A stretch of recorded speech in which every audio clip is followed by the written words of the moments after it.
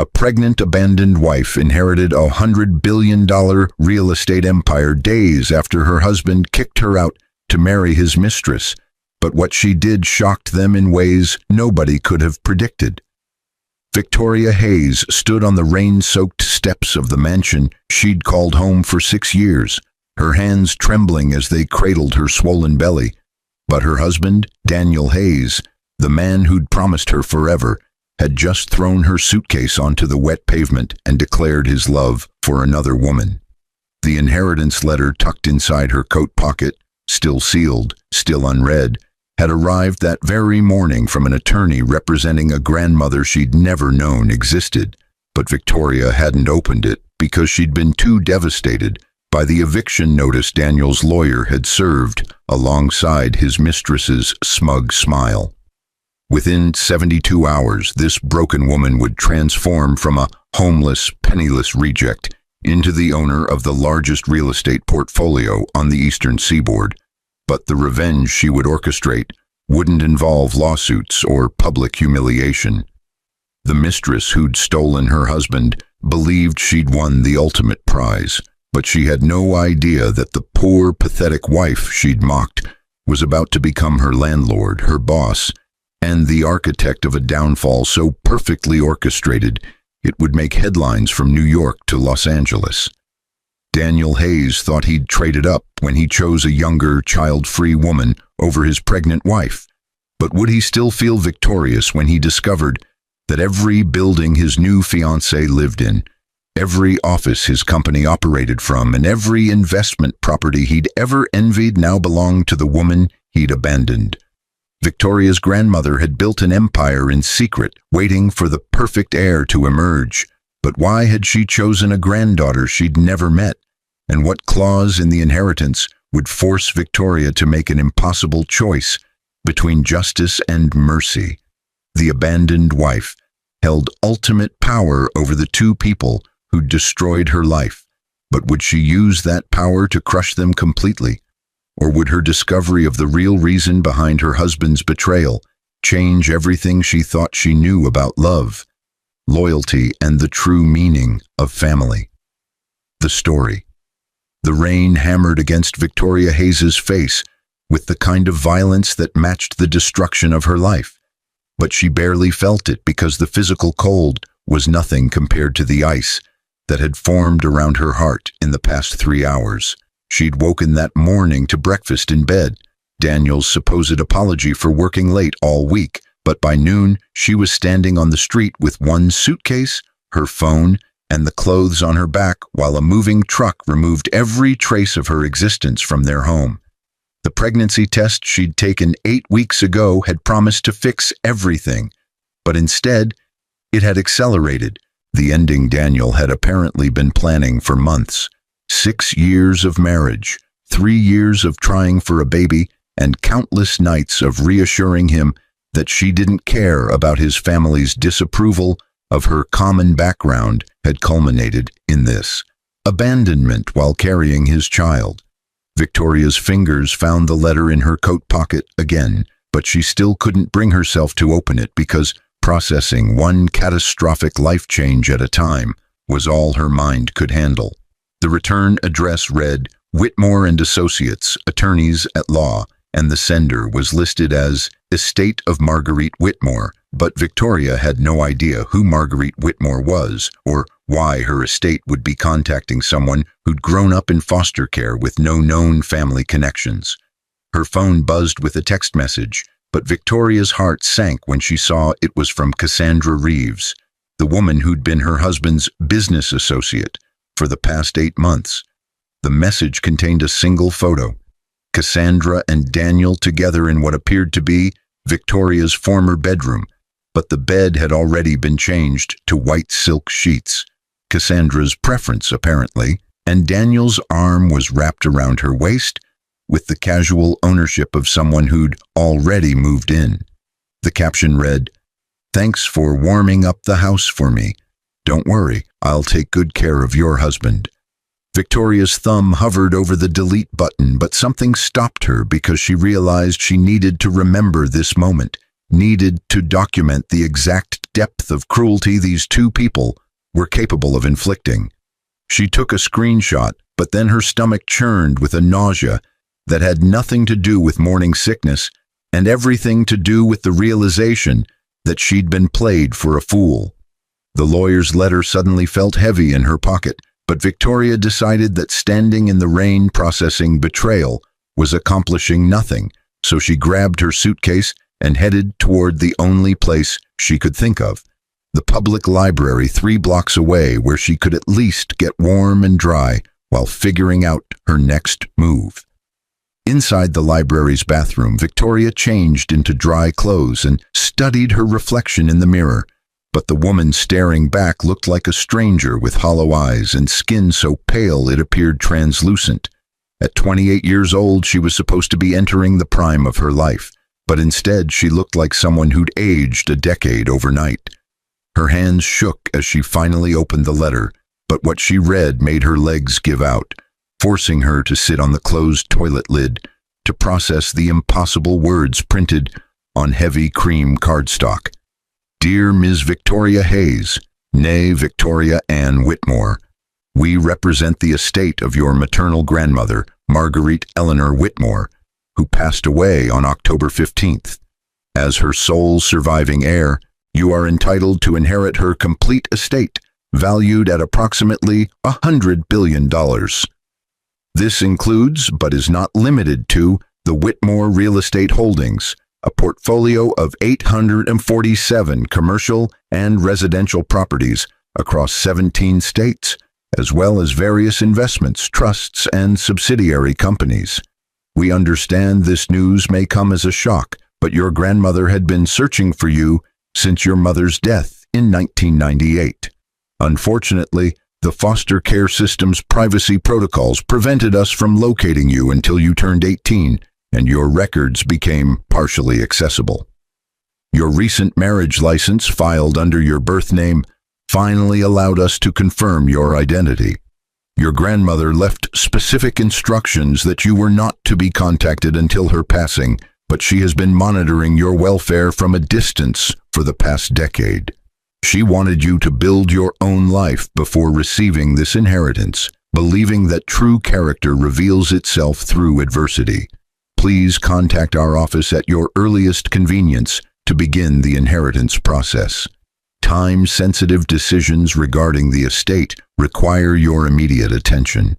Your grandmother's final message to you reads, "Forgive me for staying away, but never forget that Whitmore women are forged in fire. You've survived the flames. Now build your empire. Sincerely, Harrison Whitmore, Senior Partner, Whitmore and Associates." Victoria read the letter 3 times, but each reading only deepened her confusion because nothing in her life had prepared her for this revelation.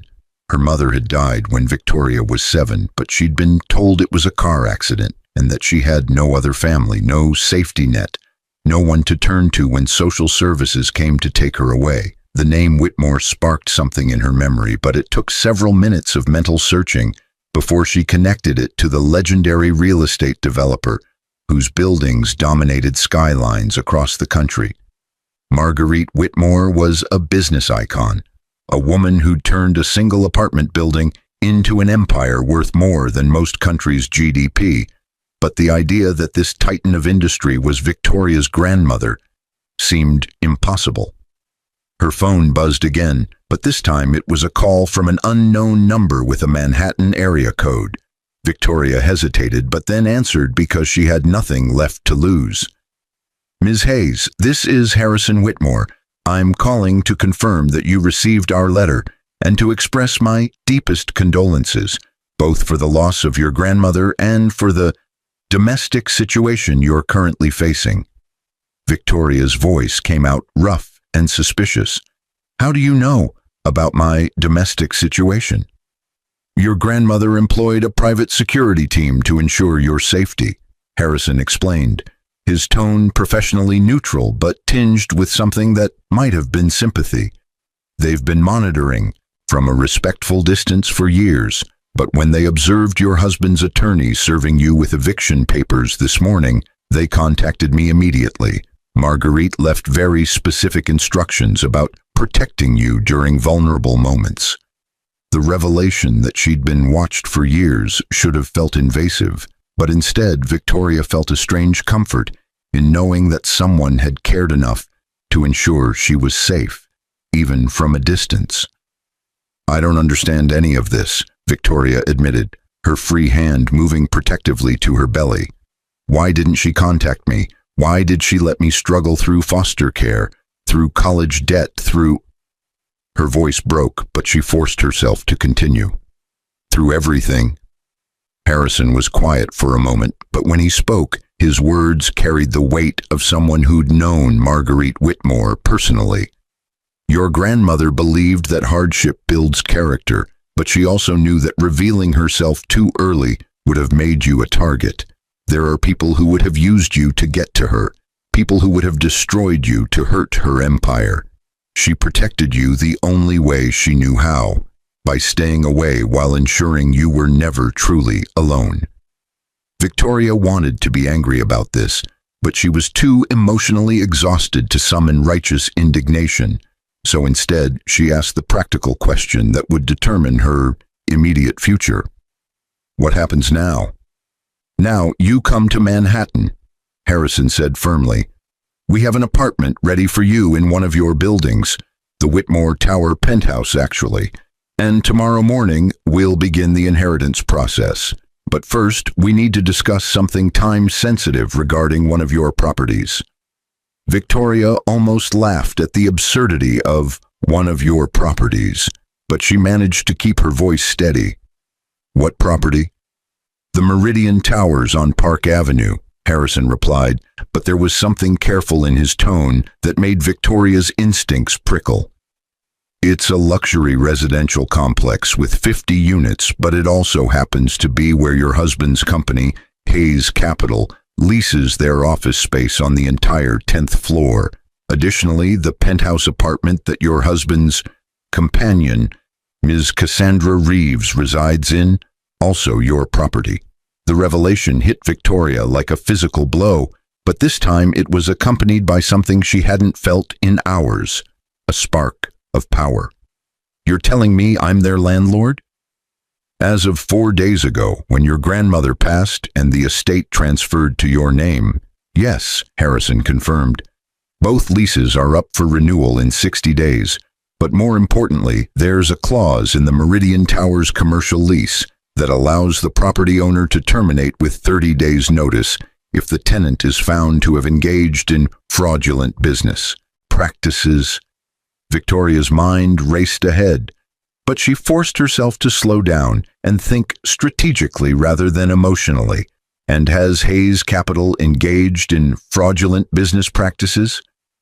"Your grandmother's investigative team has been monitoring Daniel Hayes since he began courting you 6 years ago," Harrison said, his voice taking on a harder edge. "They've documented extensive evidence of securities fraud, tax evasion, and insider trading. Marguerite never interfered because she wanted to see if he truly loved you or if he was using you as a cover for his activities. Unfortunately, his recent behavior has answered that question definitively."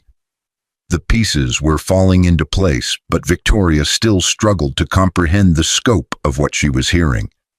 She knew he was a criminal and let me marry him anyway. She knew he was ambitious and morally flexible, but the criminal behavior escalated after your marriage, Harrison corrected gently. Your grandmother believed that people reveal their true nature when given enough rope, and she wanted you to see who he really was before she gave you the power to do something about it. She also believed that protecting you from every bad decision would prevent you from developing the judgment necessary to run her empire.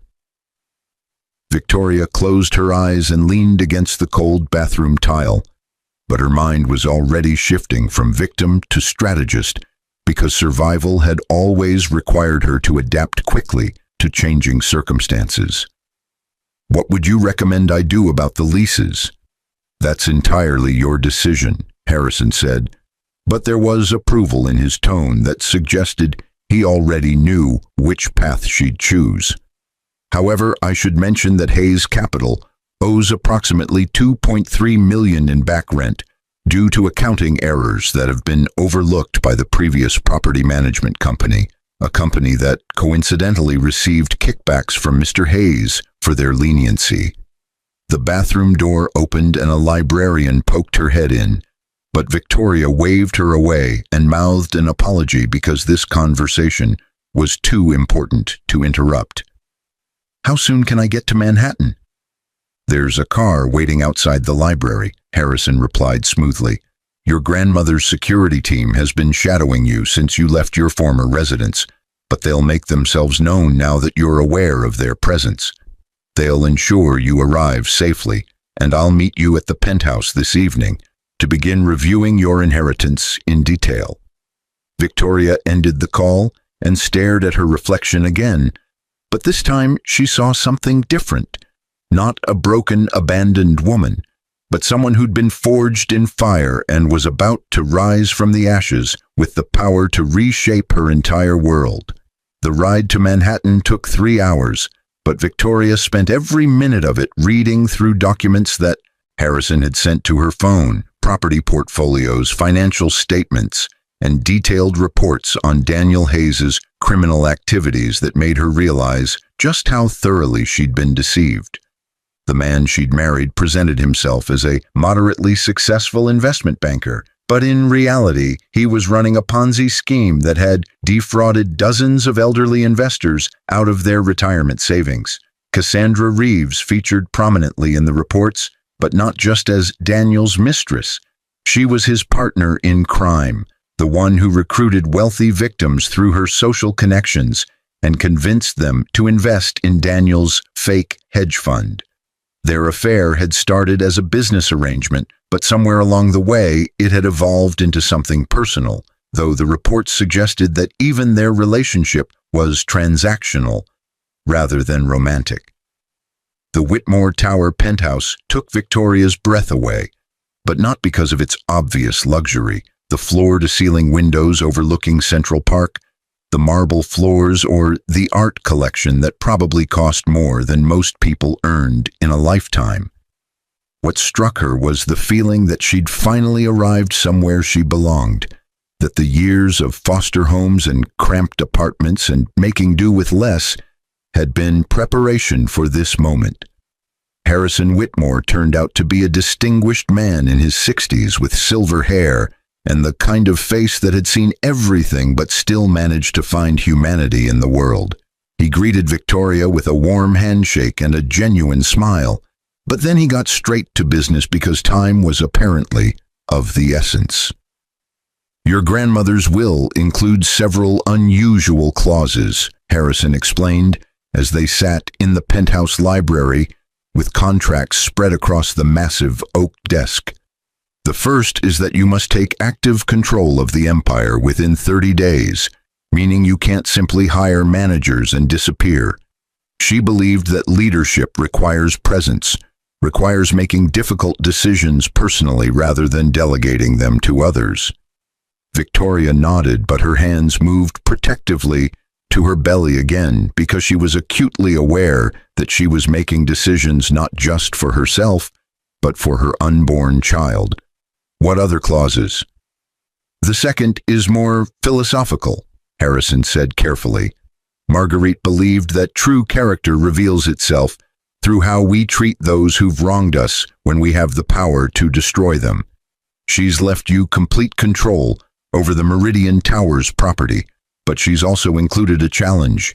You must decide within 30 days whether to pursue full legal action against Daniel Hayes and Cassandra Reeves, or whether to offer them a chance at redemption."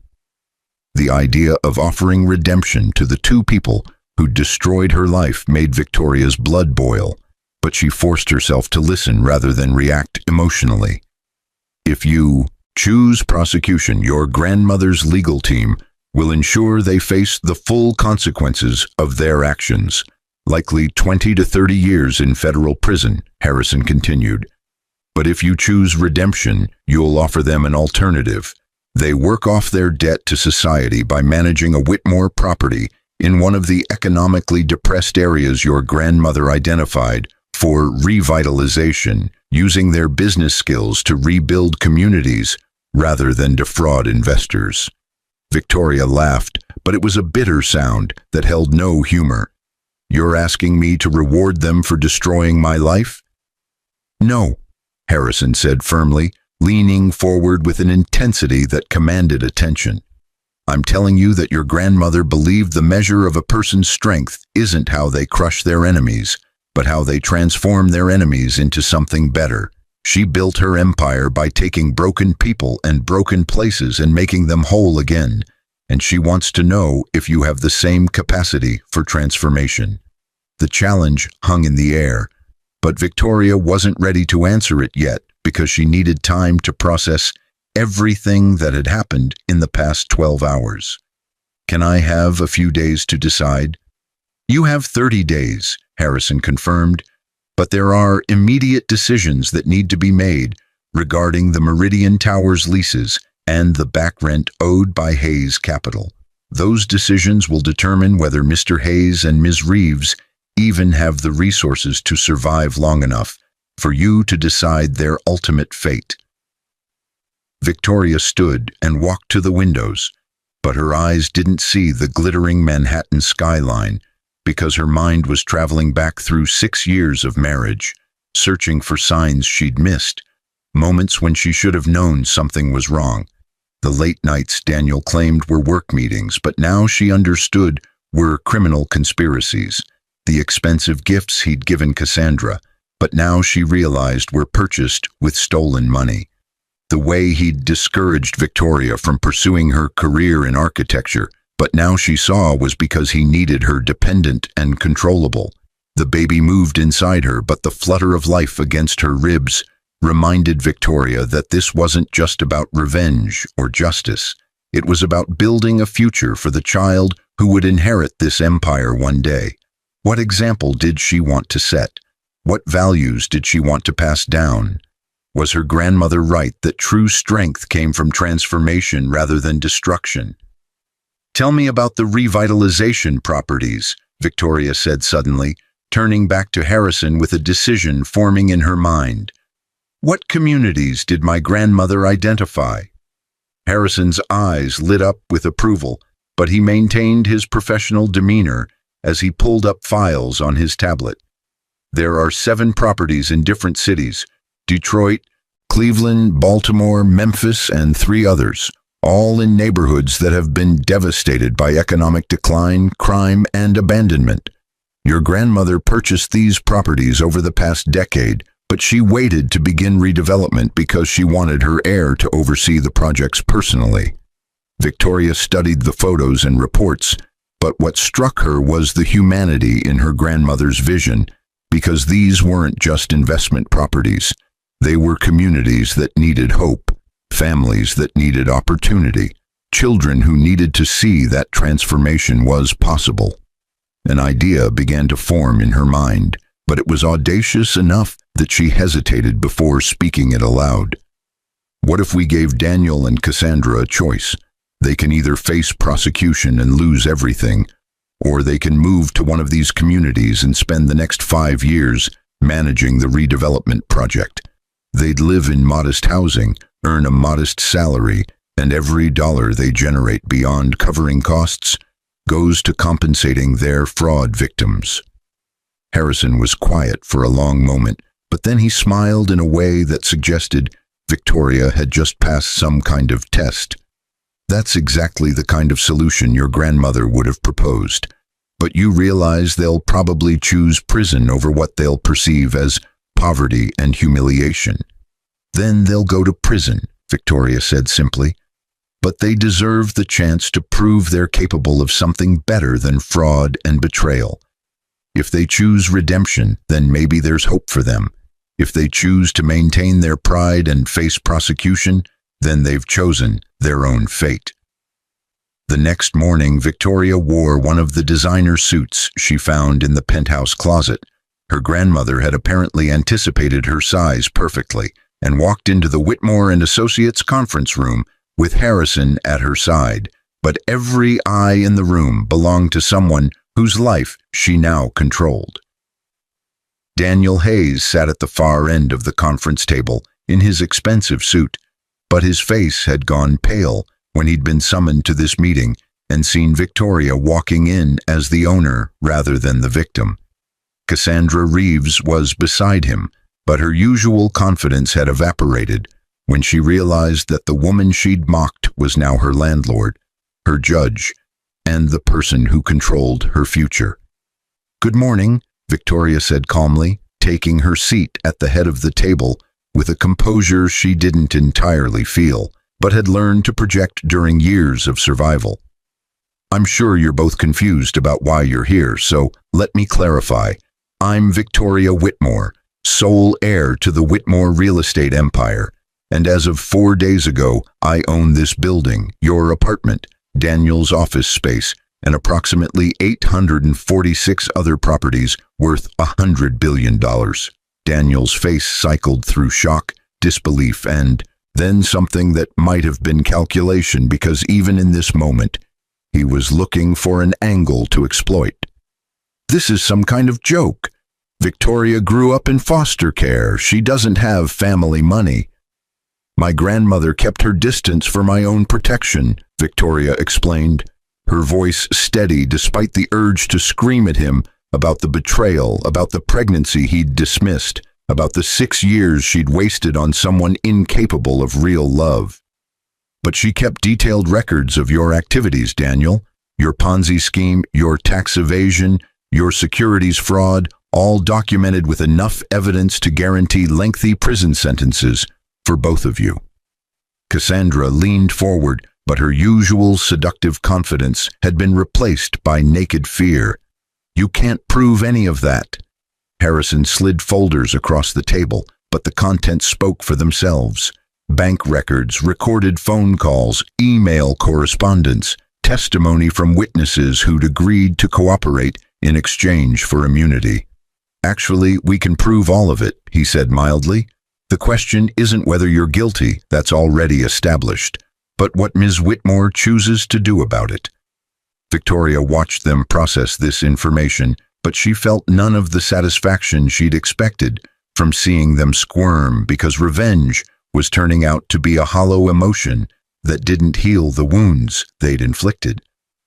"You both have a choice to make," she said, pulling out the photographs of the Detroit property that needed redevelopment.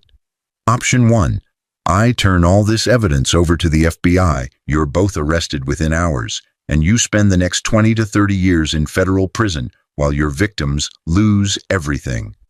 Daniel opened his mouth to argue, but Victoria raised her hand to silence him because she wasn't finished. "Option 2, you move to Detroit and manage the redevelopment of this property for the next 5 years. You'll live in a modest 2-bedroom apartment on site, earn a combined salary of $60,000 per year, and every dollar generated by the property beyond operational costs goes to a victim restitution fund. At the end of 5 years, if you've successfully revitalized the community and repaid your victims, your criminal records will be sealed and you'll be free to rebuild your lives." The conference room was silent, but Victoria could see the wheels turning in Daniel's head as he tried to find the trap, the loophole, the way to manipulate this situation to his advantage. Cassandra looked like she wanted to be sick, but whether from fear or disgust at the prospect of living in Detroit was unclear. "This is insane," Daniel finally said, his voice rising with indignation.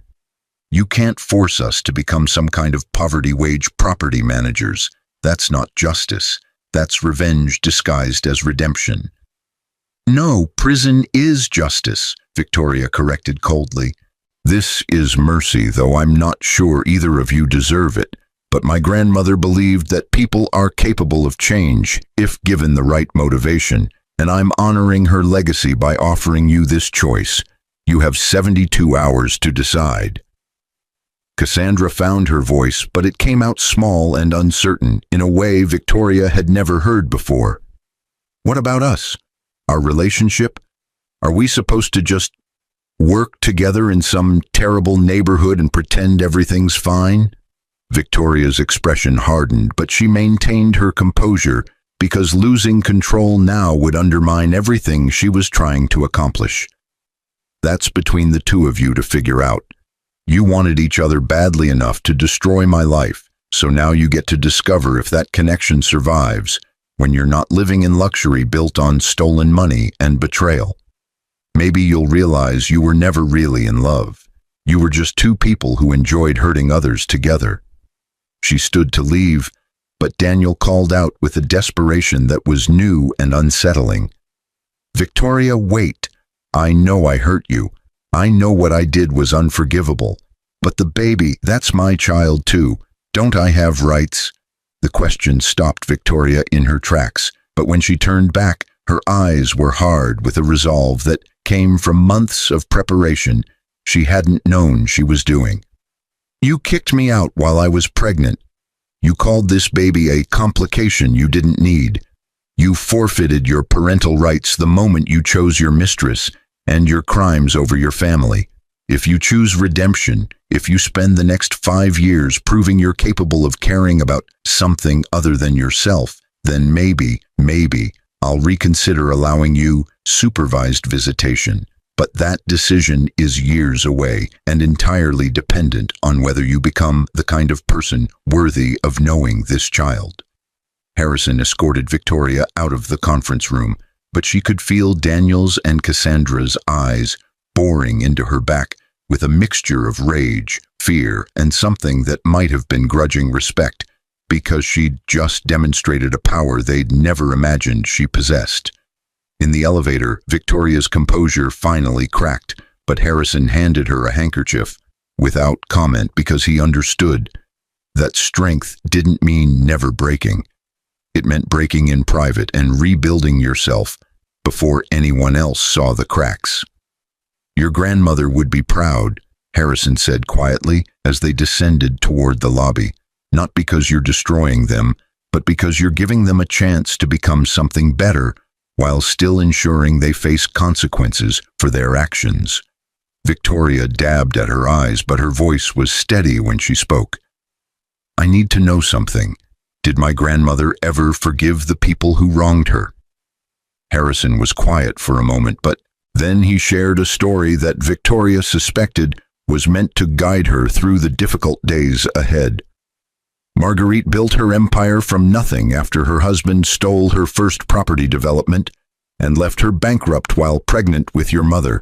She could have destroyed him legally, but instead she waited 15 years, bought back that property for 10 times what he'd stolen it for, and then offered him a job as her janitor. He refused out of pride, died bitter and alone, while she built an empire. She always said her greatest regret wasn't giving him a chance to change. It was that he chose pride over redemption. The story settled something in Victoria's chest, but she understood the lesson her grandmother was teaching from beyond the grave. Offering redemption wasn't about being weak or letting people off easy. It was about giving them enough rope to either hang themselves or climb to something better, while ensuring you remained strong regardless of which choice they made. 3 days later, Daniel and Cassandra's answer came through their attorney, but the response was split in a way Victoria hadn't anticipated.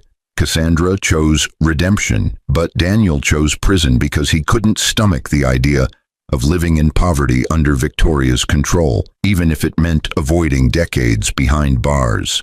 "He thinks you'll crack and let him out early," Harrison explained when he delivered the news. "He's gambling that your compassion will become weakness and that he can manipulate you into forgiveness without actually earning it." Victoria absorbed this information, but she felt more sadness than anger because Daniel was revealing exactly who he'd always been. Someone who would rather suffer than admit he was wrong. Someone who would choose pride over growth every single time. And Cassandra? "She signed the contract this morning," Harrison confirmed. "She'll move to Detroit next week and begin managing the property under the supervision of one of your grandmother's most trusted advisors. She claims she wants to prove that she's capable of more than what she became with Daniel, but time will tell if that's genuine or simply self-preservation. The months that followed tested Victoria in ways she couldn't have imagined, but she threw herself into learning her grandmother's business with an intensity that impressed even the most skeptical members of the Whitmore Real Estate Holdings Board. She attended every meeting, reviewed every contract, and visited every major property personally despite her advancing pregnancy, because she understood that earning respect required presence and commitment.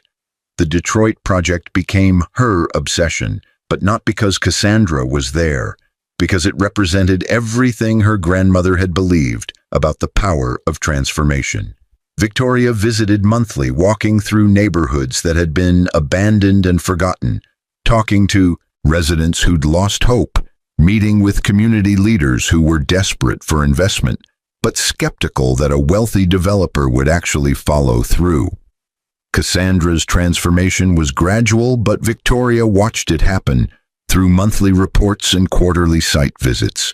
The woman who'd once mocked poverty from her luxury penthouse was now living in a modest apartment, managing tenant relations, coordinating with local contractors, and attending community meetings where she had to face people who'd lost everything to economic decline.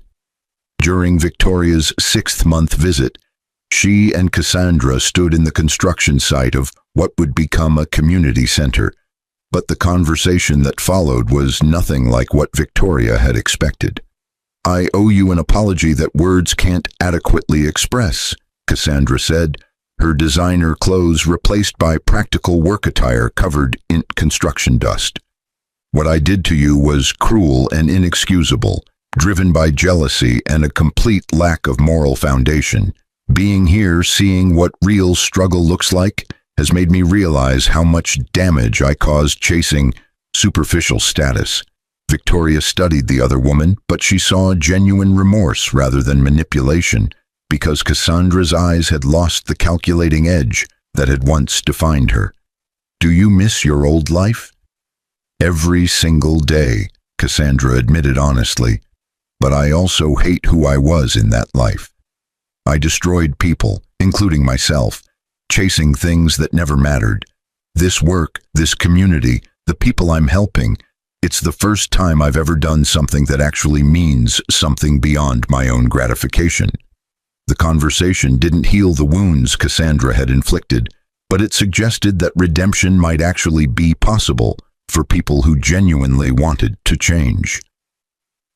Victoria left Detroit that day with a complicated mixture of emotions, but she understood that forgiveness was a process rather than a moment, something that would take years to fully develop if it ever came at all.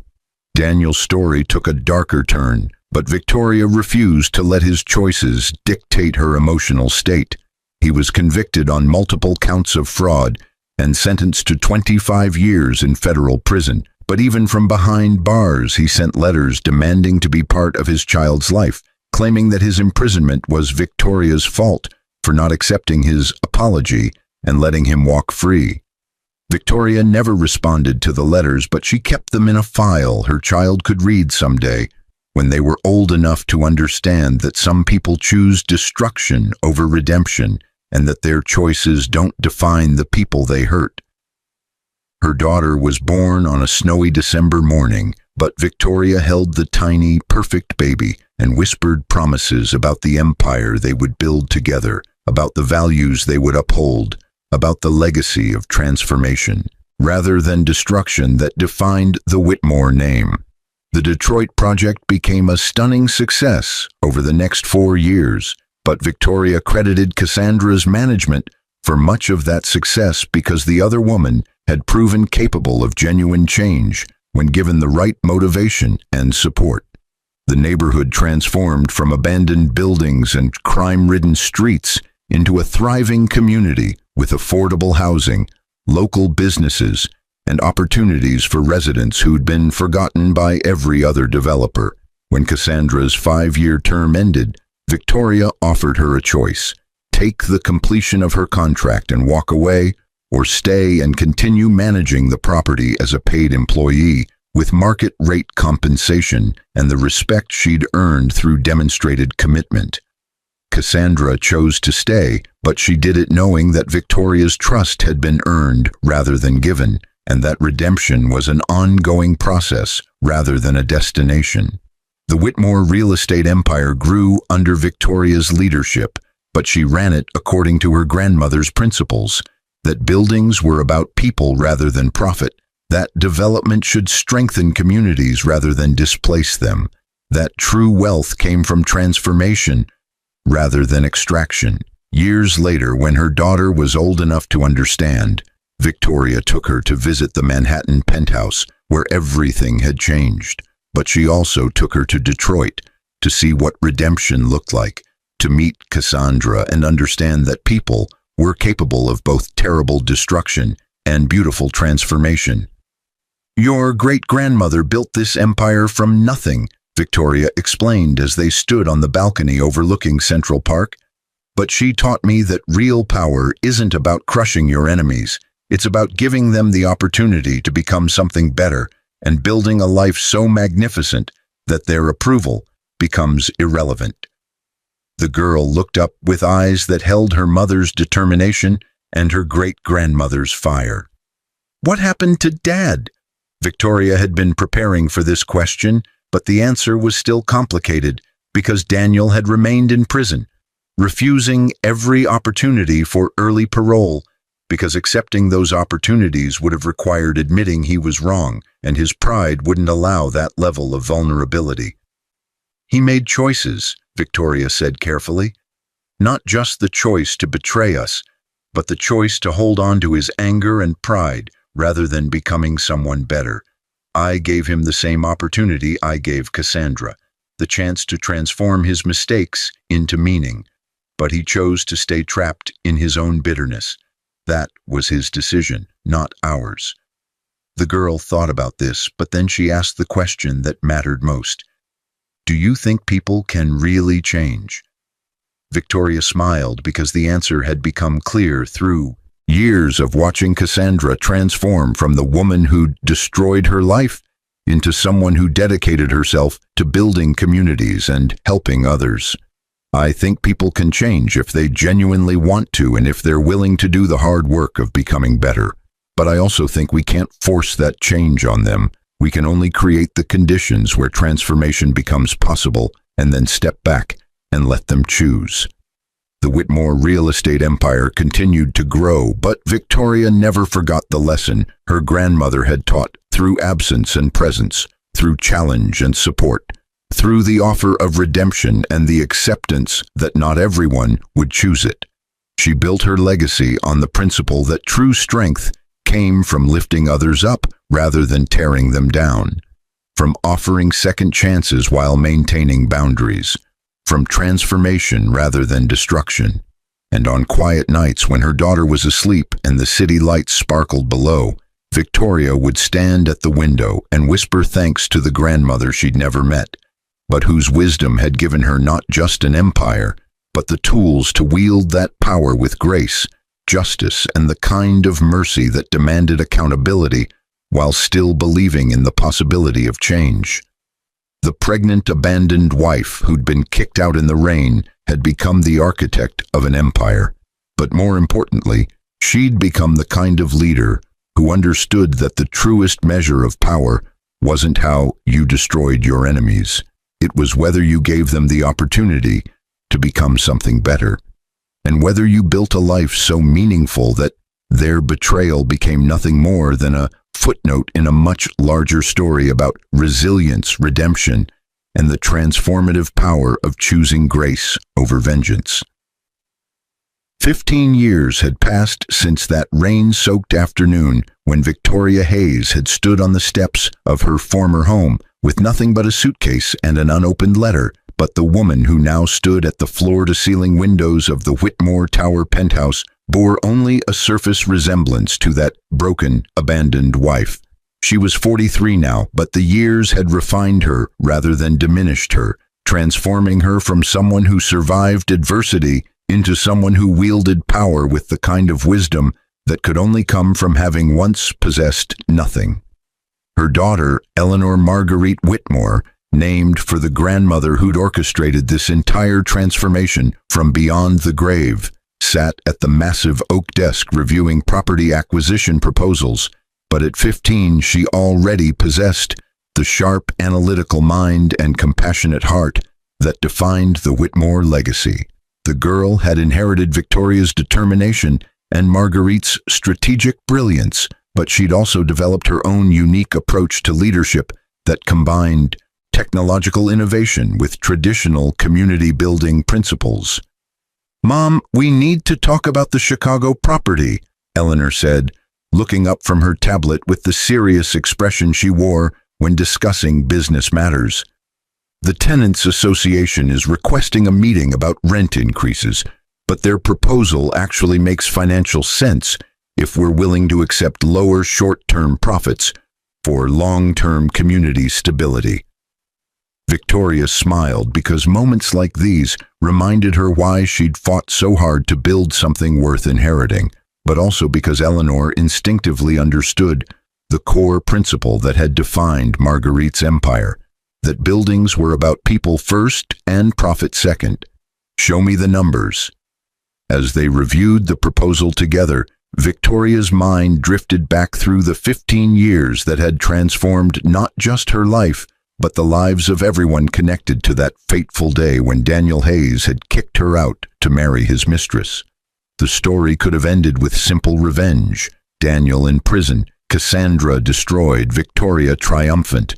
But life had proven far more complicated and far more interesting than any simple revenge fantasy. The intercom buzzed with Harrison Whitmore's voice, but after 15 years he'd become more than just the attorney who'd delivered her inheritance. He'd become a trusted advisor, a father figure, and one of the few people Victoria could trust completely in a world where wealth attracted parasites and opportunists.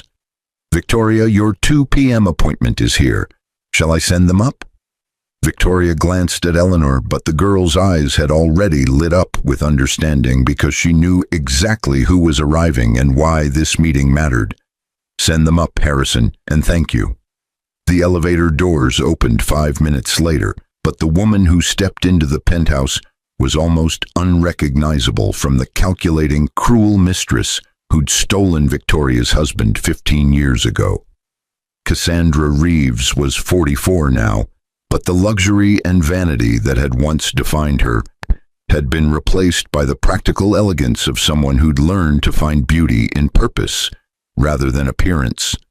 Her hair was streaked with natural gray that she didn't bother to dye. Her clothes were well made but functional rather than flashy, and her eyes held the kind of depth that came from years of genuine personal transformation. Behind Cassandra stood 2 teenagers who Victoria knew from quarterly reports and annual site visits, but seeing them in person always reinforced the magnitude of what the Detroit project had accomplished. Marcus was 17 now, a young black man who'd grown up in the neighborhood Cassandra managed, and who was heading to MIT in the fall on a full scholarship funded by the Whitmore Foundation. His sister, Jasmine, was 15, the same age as Eleanor, and she'd already published her first collection of poetry about growing up in a community that had been transformed from abandonment into opportunity. "Thank you for seeing us," Cassandra said, her voice carrying none of the seductive manipulation that had once been her trademark, but instead holding the humble gratitude of someone who understood that this meeting was a privilege rather than an entitlement. "Marcus and Jasmine wanted to meet you before the ceremony tonight." Eleanor had already crossed the room to greet the other teenagers, but Victoria watched with pride as her daughter engaged them with genuine interest rather than the condescending charity that wealthy people often showed those they considered beneath them. This was why Victoria had insisted Eleanor accompany her on every site visit, every community meeting, every moment where the real impact of their work was visible, because understanding that buildings housed human dreams was more important than any business degree. "Mrs. Whitmore," Marcus said, his voice strong but tinged with the nervousness of someone meeting a personal hero. "I wanted to thank you personally for everything you've done for our neighborhood. Ms. Reeves tells us stories about what it was like 15 years ago, but it's hard to imagine because all I've known is a community that works, where people have opportunities, where kids like me can dream about MIT instead of just surviving." Victoria's throat tightened with emotion, but she maintained her composure because showing strength meant acknowledging impact without making it about herself. "The credit belongs to your community and to Ms. Reeves. I provided resources, but transformation required people who cared enough to do the hard work of rebuilding. You represent the success of that work, Marcus. Your MIT scholarship isn't charity. It's recognition that you've earned your place there through talent and dedication." Jasmine stepped forward with a book in her hands, but Victoria recognized it as the poetry collection that had won national awards and sparked conversations about economic inequality, urban revitalization, and the human cost of abandonment. "I wanted you to have this. There's a poem on page 47 about Ms. Reeves, about watching her transform from someone the neighborhood didn't trust into someone we couldn't imagine being without. She talks about you sometimes, about how you gave her a choice when most people would have just wanted revenge." Victoria accepted the book with reverence, but she knew she'd read that poem later in private because the emotions it would evoke were too raw for public consumption. "Thank you, Jasmine. Your words matter more than buildings or balance sheets because they tell the truth about what transformation really looks like." Eleanor and Jasmine had already retreated to the library to compare notes about their respective schools and aspirations, but Victoria noticed that Marcus lingered with a question he seemed afraid to ask. She waited patiently because rushing people through vulnerable moments was how opportunities for real connection got lost. "Can I ask you something personal?" Marcus finally said, glancing at Cassandra as if seeking permission. But the older woman nodded encouragingly. "Ms. Reeves told us what she did to you, how she was part of destroying your family, but you gave her a chance to become something better instead of just punishing her. I guess I want to know, how do you forgive something like that? How do you trust someone again after they've hurt you so badly?" The question hung in the air, but Victoria appreciated its depth because Marcus wasn't asking about business strategy or philanthropic philosophy. He was asking about the human capacity for grace in the face of betrayal, about whether redemption was real or just a pretty story people told themselves. Victoria gestured for them to sit, but she took time to formulate her answer because oversimplifying would diminish the complexity of what forgiveness actually required. Forgiveness isn't a single moment or a simple decision. It's a process that takes years and requires the person who hurt you to genuinely change, not just apologize or promise to be better, but actually do the difficult work of becoming someone different. Cassandra earned forgiveness through 15 years of consistent actions that proved she was committed to transformation. She looked at Cassandra directly, but saw the other woman's eyes glisten with tears, because even after 15 years, being forgiven still carried weight. "But I also want to be honest with you, Marcus. There are parts of what happened that I'll never fully get over, moments where I still feel the pain of betrayal, even though I've moved past the anger. Forgiveness doesn't mean forgetting or pretending the harm didn't happen. It means choosing not to let that harm define your future or the future of the person who hurt you." Cassandra spoke then, but her voice carried the weight of someone who'd spent 15 years thinking about these questions from the other side. What Victoria is too gracious to say is that forgiveness also requires the person being forgiven to accept that they can never fully repair what they broke. "I can spend the rest of my life building communities and helping people, but I can never give Victoria back the 6 years I helped steal from her, can never undo the pain I caused." True redemption means living with that knowledge and choosing to be better anyway, not because it earns forgiveness, but because it's the right thing to do. The conversation was interrupted by Eleanor's return from the library, but she brought news that shifted the energy in the room from reflective to excited. "Mom, Jasmine just told me about the proposal for the Memphis property. She's been working with the Community Youth Council on a plan for a creative arts center that would serve 3 neighborhoods. The budget is incredibly detailed and the community support is overwhelming." Victoria raised an eyebrow at Cassandra, but the other woman's expression combined pride and nervousness because this was the first time she'd allowed her mentees to pitch a project directly to Victoria without her filtering or managing the presentation. "Jasmine has been working on this for 8 months. I've reviewed the numbers and the feasibility study, but I wanted her to present it to you herself because if we're going to build the next generation of Whitmore leaders, they need to learn how to advocate for their communities directly." The shift from redemption narrative to practical business felt abrupt, but Victoria understood that this was actually the culmination of everything they'd been building.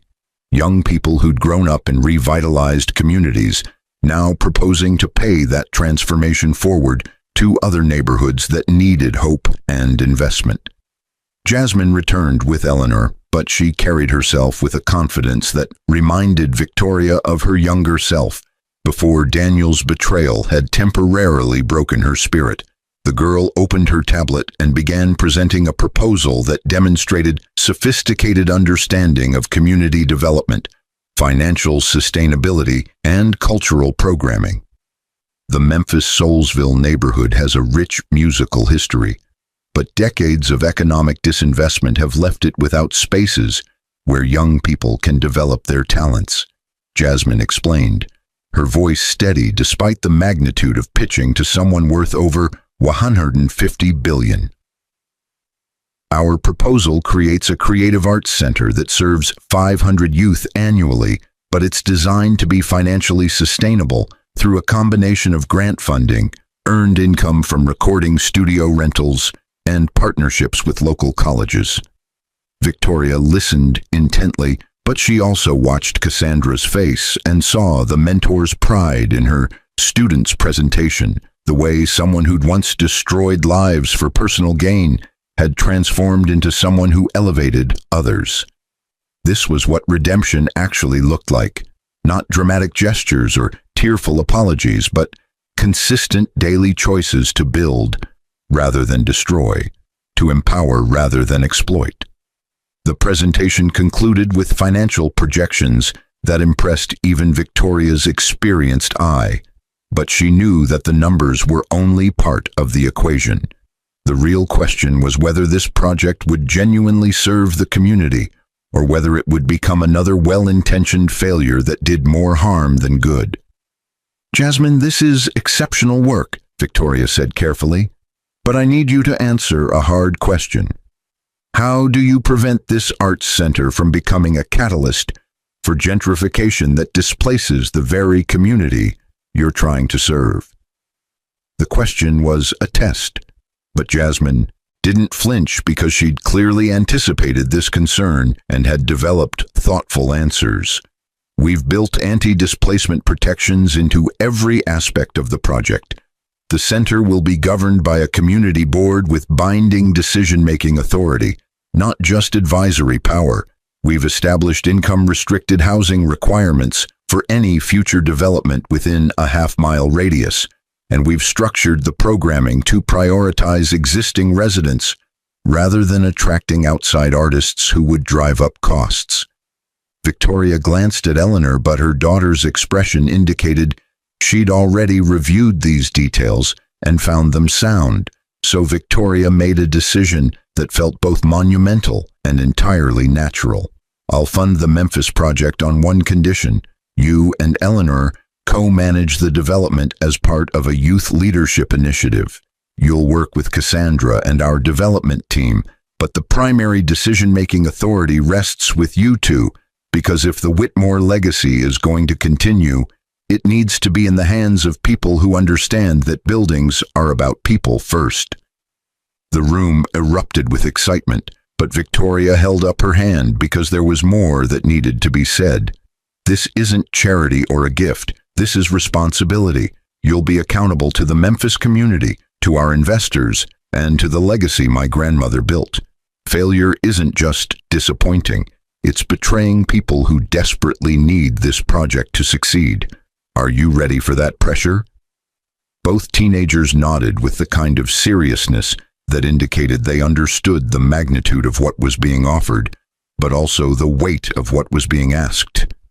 Victoria had learned that true empowerment came not from protecting people from difficulty, but from giving them challenging opportunities and the support to meet those challenges.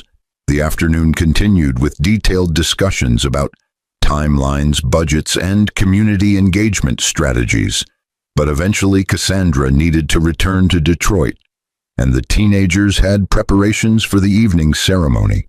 After they left, Victoria and Harrison stood alone in the penthouse office, reviewing documents. But the conversation quickly shifted to the other significant development that had been building for months. Daniel's parole hearing is scheduled for next week, Harrison said carefully, watching Victoria's face for any sign of how she wanted to handle this news. His attorney has been making noise about his exemplary behavior in prison and his sincere remorse for his actions. They're going to ask you to provide a statement supporting his early release.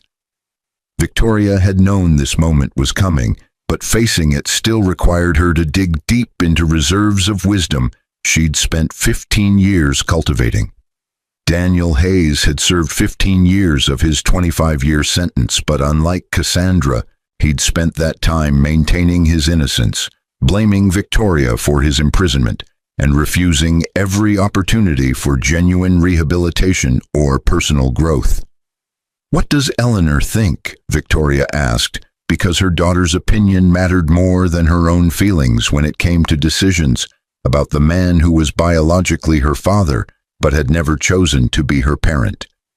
Harrison pulled out his tablet and showed Victoria a letter that Eleanor had written but hadn't yet shown her mother, requesting privacy to process her feelings before sharing them. The letter was thoughtful, nuanced, and heartbreaking in its maturity. "Dear Mom, I've thought a lot about the parole hearing and what I want to say about my biological father. I know you've protected me from the worst of his letters over the years, but I've read enough to understand that he hasn't changed. He's just learned to say the right things to manipulate parole boards. Part of me wants to believe that everyone deserves a second chance, that redemption is always possible if someone genuinely wants it. You taught me that through your relationship with Cassandra, through the work we do in our communities. But you also taught me that redemption requires genuine change, not just performance or manipulation. From everything I've learned about Daniel Hayes, he's never chosen to do the hard work of becoming better. He's never acknowledged the real harm he caused, not just to you, but to his fraud victims, to the communities he damaged, to me by refusing to be a father. He's spent 15 years in prison blaming everyone else for consequences he earned through his own choices. I don't want him released early, not because I'm angry or because I want revenge, but because releasing him would be unjust to his victims and would reward behavior that doesn't deserve reward. If he serves his full sentence and emerges genuinely committed to making amends, then maybe I'll consider meeting him someday. But that decision will be mine to make as an adult, not something I'm pressured into because the system values his freedom over his victim's justice. I hope this doesn't disappoint you. I know you've always believed in giving people chances to change. But I think there's a difference between offering opportunities for redemption and excusing people from facing the full consequences of their actions. Love, Eleanor." Victoria read the letter twice, but by the end, tears were streaming down her face because her daughter had captured exactly the wisdom Victoria had spent 15 years trying to cultivate, the balance between compassion and accountability, between believing in redemption and refusing to enable those who wouldn't do the work to earn it. "She's remarkable," Harrison said softly, his own voice thick with emotion because he'd watched Eleanor grow from an infant into this wise, thoughtful young woman. Marguerite would be so proud of both of you. I'll submit a statement opposing early parole, Victoria decided, her voice steady despite the tears, because this was one of those moments where strength meant making difficult decisions rather than easy ones. Not because I'm still angry at Daniel. I stopped being angry years ago, but because justice demands that he serve the sentence he earned. His victims deserve that much, and Eleanor deserves to grow up knowing that consequences are real and that manipulation doesn't triumph over truth. The evening ceremony was held in the Detroit Community Center that had been one of the first buildings renovated 15 years ago, but the space was packed with residents, local officials, and representatives from the other 6 communities that had been transformed through similar projects. The occasion was the 15th anniversary of the Whitmore Revitalization Initiative, but it was also a celebration of Cassandra Reeves's official promotion to Vice President of Community Development, a role that recognized her 15 years of exceptional work and granted her authority over all 7 revitalization projects. Victoria stood at the podium looking out at the crowd, but what struck her was the diversity of faces, the intergenerational presence of families who'd lived through the neighborhood's darkest days and were now thriving in its renaissance. She saw small business owners whose shops she'd personally helped finance, teachers working in schools the Whitmore Foundation had rebuilt, children who'd grown up in safe, stable housing that hadn't existed before her grandmother's vision had been brought to life. 15 years ago, I stood in the rain having lost everything I thought defined me, Victoria began, her voice carrying across the room with the practiced ease of someone who'd given hundreds of speeches, but never lost the authenticity that made people lean in and listen. A marriage, a home, a sense of security, all gone in a single day. But that same day, I inherited something far more valuable, a legacy of transformation, a commitment to building rather than destroying, and a challenge to use power not to crush enemies, but to create opportunities for redemption.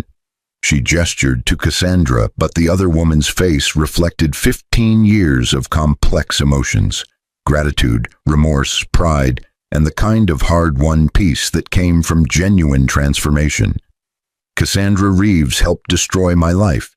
15 years ago, she could have spent 25 years in prison, but instead, she chose to spend those years rebuilding not just this community, but herself. Some people think forgiveness is weakness, that giving second chances rewards bad behavior. But I believe, and my grandmother believed, that the truest measure of strength is whether you can look someone who hurt you in the eye and say, I see who you were. I acknowledge the harm you caused, but I'm willing to bet on who you can become. The crowd erupted in applause, but Victoria noticed that several people were crying, moved by the raw honesty of what she was describing. This wasn't a sanitized redemption story where everything was neat and simple. This was messy, complicated, real transformation that had required years of hard work, difficult conversations, and the willingness to remain vulnerable while maintaining boundaries. Cassandra took the podium next, but her hands shook slightly as she adjusted the microphone, betraying the nerves that still surfaced when she had to speak about her past. 15 years ago, I was the worst version of myself, cruel, selfish, destructive, and proud of it. I hurt Victoria in ways I can never fully repair, damaged countless others through fraud and manipulation, and genuinely believed that wealth and status were the only things that mattered in life. She paused, gathering herself, but when she continued, her voice was stronger. Victoria could have destroyed me. She had every right to, had all the power to do it, and I certainly deserved it. Instead, she offered me something I'd never experienced, the opportunity to become someone better, not through words or promises, but through actions and daily choices, to serve rather than exploit. These 15 years haven't been easy.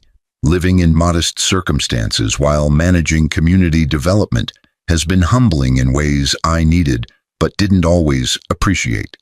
Facing people I'd harmed, earning trust I'd destroyed, building something meaningful from the wreckage of who I used to be, all of it required letting go of pride and ego and learning what actually matters in life. Cassandra's eyes found Victoria's in the crowd, but the look they shared held 15 years of complicated history, pain that had been acknowledged if not entirely healed, and mutual respect that had been earned rather than given. I'll never be able to give Victoria back what I took from her. I can't return those 6 years of marriage I helped destroy, can't undo the pain I caused, can't erase the betrayal. But I can spend the rest of my life building communities, creating opportunities, and passing on the second chance I was given to others who deserve redemption. That's not payment, it's purpose, and it's the greatest gift anyone has ever given me.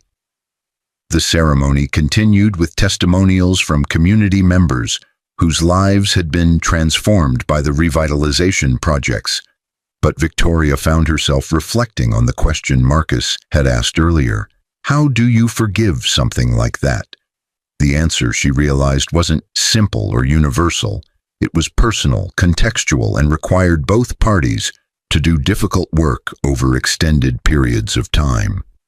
Later that night, back in the Manhattan penthouse, with Eleanor curled up beside her on the couch, reviewing the Memphis project plans, Victoria felt a profound sense of peace that had nothing to do with wealth or status or revenge, but everything to do with purpose and legacy and the knowledge that she'd built something worth passing down to the next generation. "Mom," Eleanor said, looking up from her tablet with the expression she wore when asking questions that mattered. "Do you ever regret giving Cassandra a second chance instead of just sending her to prison?" Victoria considered the question carefully, but she knew that honesty served her daughter better than platitudes. "Sometimes, there are moments when I remember the cruelty of what she did. When I see that photo she sent me of her and your father in my former bedroom, and I feel angry that she got to build a meaningful life instead of rotting in prison. But those moments pass, and what remains is pride in what we've built together. Not friendship exactly, but something more valuable. A partnership based on mutual respect, accountability, and shared commitment to transformation." Eleanor absorbed this, but then asked the question Victoria had been dreading. "What about my father? Do you ever regret not giving him the same chance?" "No," Victoria answered without hesitation, "because redemption requires choosing it, and your father has spent 15 years choosing pride over growth, blame over accountability, manipulation over honesty. I offered him the same opportunity I gave Cassandra, the chance to transform his mistakes into meaning, but he refused because accepting it would have required admitting he was wrong. That was his choice, not mine. Some people aren't ready for redemption, and trying to force it on them just enables their refusal to change." The conversation drifted to other topics, but Victoria knew this wouldn't be the last time they discussed Daniel Hayes, because Eleanor was approaching the age where she'd need to make her own decisions about whether to pursue any relationship with her biological father. Victoria's job wasn't to make those decisions for her daughter, but to provide the wisdom and support necessary for Eleanor to make informed choices that honored both her compassion and her boundaries. 3 months later, Daniel Hayes's parole request was denied based on Victoria's statement, Eleanor's letter, and testimony from several fraud victims who'd never recovered financially from his schemes. The decision sparked some controversy in the media. A few commentators argued that Victoria was using her wealth and influence to keep Daniel imprisoned out of spite, but Victoria refused to engage with these narratives because she knew the truth, and the truth was that justice sometimes required people to face the full consequences of their actions, regardless of how sincerely they apologized. Daniel's response to the denial came in the form of a letter that Harrison intercepted before it reached Eleanor, but he showed it to Victoria because she needed to know what they, we're dealing with. The letter was filled with rage, accusations, and threats that demonstrated Daniel still hadn't learned the fundamental lesson that his imprisonment should have taught him, that actions have consequences, and blaming others for those consequences was just another form of the entitlement that had led to his crimes in the first place. He'll serve his full sentence, Harrison confirmed, shredding the letter because Eleanor didn't need to see her father's vitriol. And when he's released in 10 years, we'll ensure appropriate restraining orders are in place to protect both you and Eleanor from any attempts at harassment or manipulation. Victoria nodded, but she felt more sadness than anger because Daniel represented the tragic alternative to Cassandra's redemption story, someone who'd been given every opportunity to change but had chosen to remain trapped in his own bitterness and pride. Make sure the fraud victims know that we supported the parole denial. They deserve to know that his freedom wasn't prioritized over their justice. The years continued to unfold with the kind of purposeful momentum that came from building something meaningful rather than just accumulating wealth. The Memphis Arts Center opened to overwhelming community support, but Eleanor and Jasmine's co-management proved so successful that it became a model for other youth-led development projects across the Whitmore portfolio. Marcus completed his MIT degree and returned to Detroit to launch a tech startup focused on creating economic opportunities in revitalized urban neighborhoods. But he did it from office space in the community center, where Cassandra had first managed to prove that redemption was possible. Victoria's empire grew to $200 billion by her 50th birthday, but she measured success not by the size of her portfolio but by the number of communities transformed, families housed, opportunities created, and lives changed through the principles her grandmother had established and she'd refined through 15 years of leadership. Cassandra became more than just an employee or a reformed enemy. She became a trusted advisor, a complicated friend, and eventually someone Victoria could genuinely say she'd forgiven, though that forgiveness was always tempered by the memory of harm caused and the knowledge that some wounds leave permanent scars even after they heal. The most unexpected development came on Eleanor's 18th birthday, when a letter arrived from Daniel Hayes that was different from all the others. This letter didn't demand anything, didn't blame anyone, didn't manipulate or threaten. Instead, it was a simple acknowledgement. Eleanor, happy 18th birthday. I don't deserve to be part of your life, and I'm not writing to ask for that privilege. I'm writing to tell you that I've finally started to understand what your mother tried to teach me 15 years ago, that redemption requires genuine change, not just words or performance. I've spent the past 3 years in prison education programs, not because I thought it would impress parole boards, but because I finally got tired of being the person who destroyed everything good in his life. I've facilitated financial literacy classes for other inmates, helped dozens of men prepare for life after release, and spent thousands of hours in therapy actually confronting what I did and why I did it. I'm not asking for forgiveness. I'm not asking to meet you or be part of your life. I'm simply telling you that I'm trying, finally, belatedly, inadequately, to become someone who might someday deserve the chance to apologize properly for all the ways I failed you, your mother, and everyone else I hurt. You don't owe me anything. Your mother doesn't owe me anything, but I wanted you to know on your 18th birthday that the man who kicked your pregnant mother out into the rain died somewhere in the past few years, and whoever I'm becoming now will spend the rest of his life trying to make amends for that man's actions, even if those amends can never be enough. Daniel, Eleanor read the letter 3 times, but then she brought it to Victoria with tears in her eyes and a question that had no easy answer. What do I do with this? Victoria held her daughter close, but she knew that her job wasn't to tell Eleanor what to think or feel, but to help her develop the wisdom to make her own choices.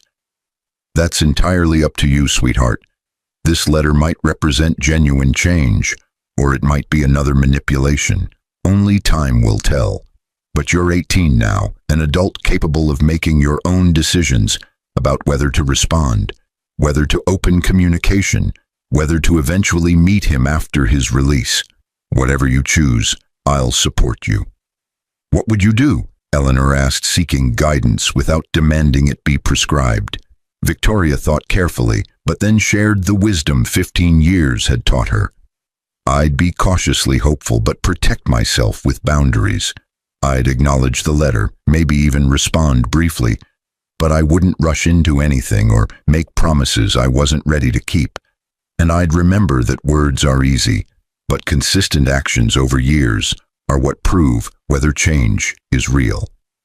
Eleanor nodded slowly, but Victoria could see her daughter processing this new development with the same thoughtful wisdom she applied to community development projects and business decisions. I think I want to write back, not to promise anything, but to acknowledge that I see he's trying, and that if he continues to do the work of becoming better, maybe someday, maybe I'll consider meeting him.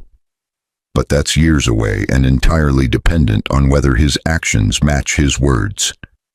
That sounds like wisdom, Victoria confirmed, proud of her daughter's ability to balance compassion with self-protection, hope with caution, openness with boundaries. The letter Eleanor eventually sent was brief but fair, acknowledging Daniel's apparent growth while making clear that any relationship would need to be earned through years of consistent behavior rather than granted based on a single letter. It was the kind of response that left the door open without walking through it. Exactly the balance that difficult situations required. 5 years later, Victoria stood in the same Detroit community center where she'd celebrated the 15th anniversary of the Whitmore Revitalization Initiative. But this time the occasion was Eleanor's wedding to a community organizer she'd met while co-managing the Memphis Arts Center. The ceremony was simple but profound, officiated by Cassandra Reeves, who'd become ordained specifically for this occasion, and attended by hundreds of people whose lives had been touched by the Whitmore legacy. Daniel Hayes had been released from prison 6 months earlier, but Eleanor had made the difficult decision not to invite him to her wedding because reconciliation was still in its earliest stages and her wedding day wasn't the appropriate venue for navigating that complicated relationship. Victoria supported this decision absolutely because protecting Eleanor's boundaries was more important than any symbolic gesture of family unity. What struck Victoria most about the ceremony wasn't the luxury or the guest list, but the intergenerational presence of people who represented different chapters of the transformation story. Marcus was there with his wife and newborn son, talking excitedly about expanding his tech startup to 3 more cities. Jasmine stood as one of Eleanor's bridesmaids, having just published her 2nd poetry collection to critical acclaim. Community members from all 7 revitalization projects had traveled to Detroit to celebrate the wedding of the woman who'd helped transform their neighborhoods while still a teenager. And Cassandra stood at the altar with tears streaming down her face as she pronounced Eleanor and her new spouse married. But Victoria knew those tears were about more than just the ceremony. They were about the impossible journey from being the mistress who destroyed a family to being the one entrusted with officiating the wedding of the daughter from that destroyed family, all because redemption had been chosen and earned through 20 years of consistent, difficult, transformative work. At the reception, Victoria found herself standing at the edge of the celebration, watching Eleanor dance with her new spouse, but her mind traveled back 20 years to that rain-soaked afternoon when everything had fallen apart. If someone had told her then that she'd end up here, wealthy beyond measure, running a $200 billion empire, watching her daughter marry in a community center that represented transformation rather than destruction, with her former enemy officiating the ceremony as a trusted friend, she would never have believed it possible. But this was the power of choosing grace over vengeance, transformation over destruction, long-term purpose over short-term satisfaction. This was what her grandmother had known and tried to teach her through the inheritance. That true strength wasn't about crushing enemies, but about building something so meaningful that old wounds became footnotes in a much larger story about resilience, redemption, and the human capacity for change. Harrison appeared beside her with champagne, but his smile was tinged with the bittersweet emotion of someone who'd watched this entire journey unfold from the beginning. Marguerite would be so proud of everything you've built, not just the empire, but the legacy of transformation that defines it. I wish she could be here to see this, Victoria admitted, allowing herself a moment of vulnerability because Harrison was one of the few people who'd earned that privilege. I wish I'd known her, learned from her directly, heard her stories, and understood her vision before having to figure it all out myself. But that was exactly her point, Harrison said gently, his eyes reflecting decades of wisdom and understanding. She knew that true leadership couldn't be taught. It had to be forged through adversity, through difficult choices, through the experience of losing everything and building it back better than before. She gave you the tools, but you did the work of becoming someone worthy of the legacy. The evening continued with dancing, toasts, and the kind of celebration that marked not just a wedding, but the culmination of 2 decades of transformation. But Victoria found herself periodically stepping outside to stand in the Detroit evening air and marvel at the impossible journey that had brought her to this moment. A figure approached from the shadows, but Victoria tensed instinctively until she recognized one of the security team members who'd been protecting her since she'd first inherited the empire. "Ma'am, there's someone here asking to see you. We've verified he's not a threat, but given his identity, we wanted to check with you before allowing him to approach." Victoria's heart sank because she already knew who it must be, but she took a deep breath and made a decision that felt both terrifying and necessary. "It's Daniel, isn't it?" The security guard nodded, but his expression remained professionally neutral because this was Victoria's decision to make without judgment or pressure. "He says he won't approach unless you give permission. He's waiting at the edge of the property with a wedding gift and a letter for Eleanor. He specifically requested that we tell you he doesn't expect to be invited in or to see either of you. He just wanted to deliver the gift and pay his respects from a distance." Victoria considered her options, but then made the choice that felt aligned with the values she'd spent 20 years cultivating. "I'll meet him at the property edge, alone but with security within sight. If he's truly changed, then he'll respect boundaries. If he hasn't, then we'll know that too."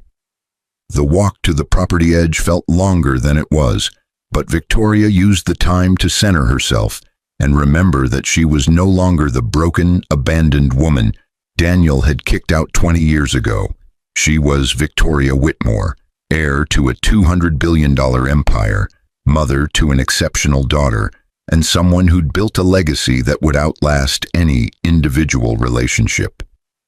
Daniel Hayes stood at the property line holding a small wrapped package, but the man Victoria saw bore only superficial resemblance to the arrogant, cruel husband who'd destroyed their marriage. At 53, he looked older than his years, but there was something different in his eyes.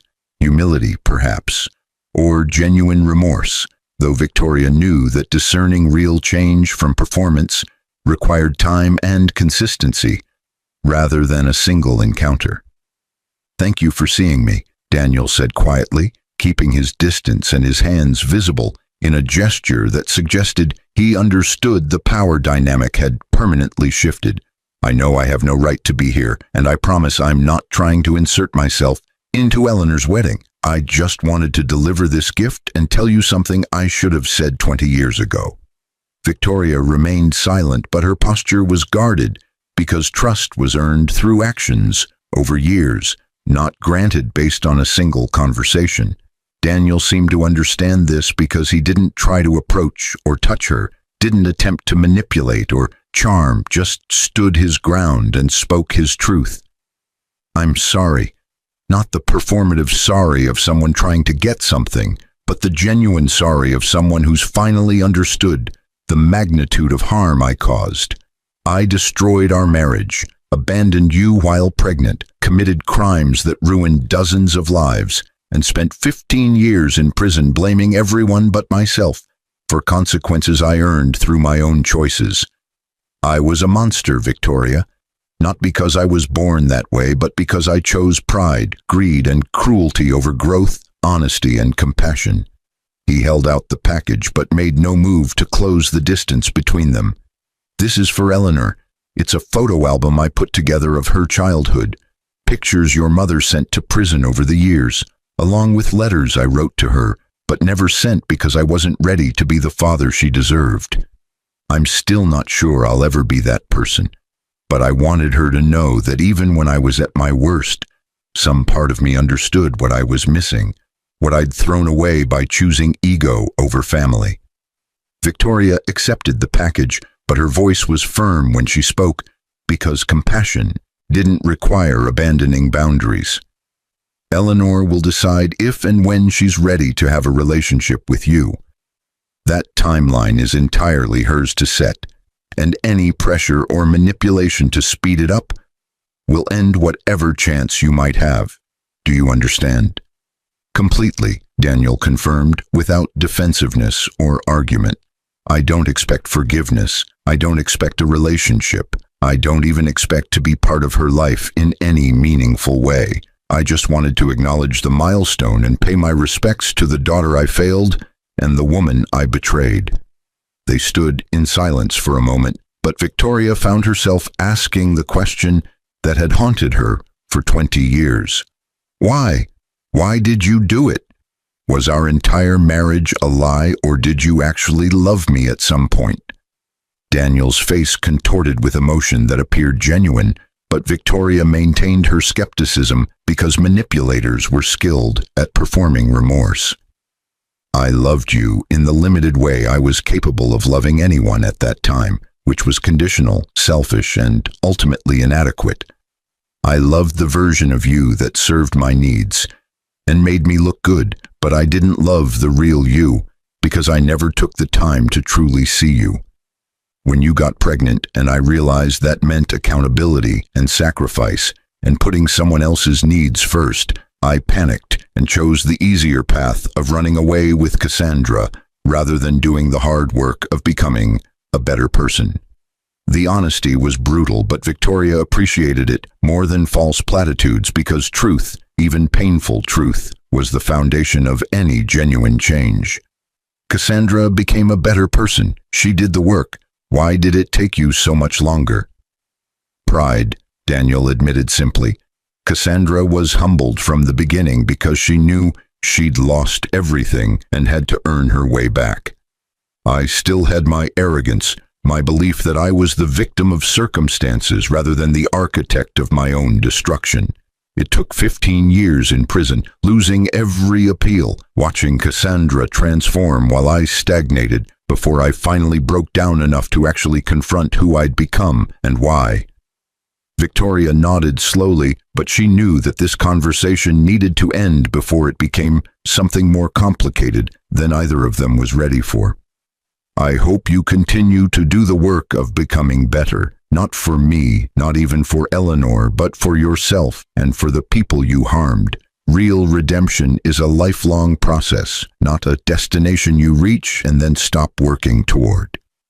I know, Daniel said, and there was something in his voice that suggested he'd learned this lesson the hard way through years of false starts and backsliding. Thank you for seeing me. Thank you for building something beautiful from the wreckage I created. And thank you for protecting Eleanor from my worst instincts for 20 years, while still leaving the door open for me to maybe, someday, earn a place in her life.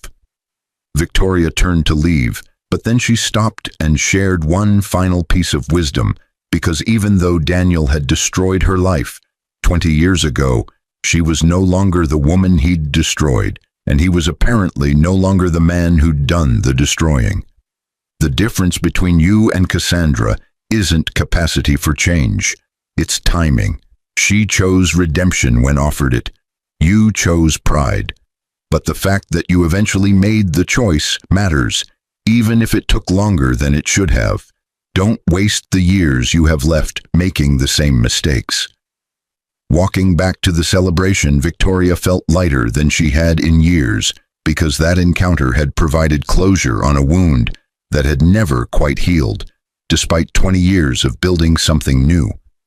Daniel's apology didn't erase the harm he'd caused, didn't restore the 6 years he'd stolen, didn't undo the abandonment, but it did confirm what Victoria had always believed, that people were capable of change if they genuinely wanted it and were willing to do the difficult work required.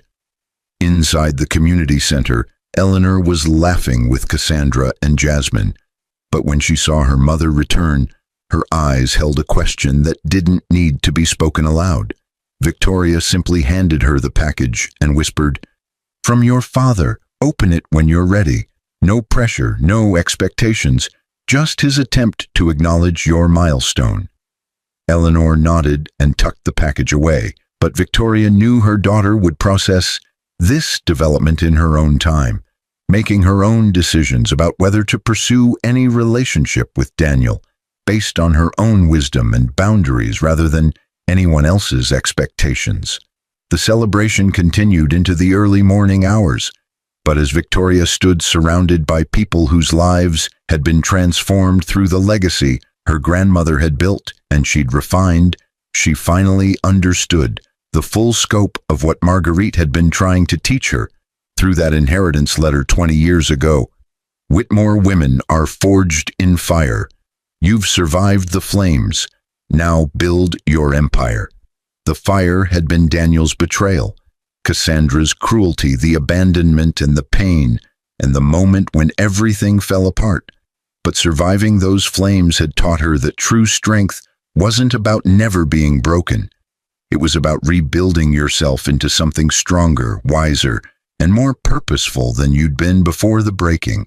The empire she'd built wasn't just $200 billion in assets and properties across 17 states. It was communities transformed, lives changed, second chances offered and earned. The next generation of leaders like Eleanor and Jasmine and Marcus, who'd been given opportunities to build something meaningful, rather than just accumulate wealth. And perhaps most importantly, it was the knowledge that grace was stronger than vengeance, that transformation was more powerful than destruction, and that the truest measure of character wasn't how you treated people who served you, but how you treated people who'd wronged you when you had the power to destroy them. 20 years after standing in the rain with nothing but a suitcase and an unopened letter, Victoria Whitmore had built an empire that would last for generations. But more than that, she'd built a legacy that proved her grandmother's core belief, that Whitmore women weren't just forged in fire.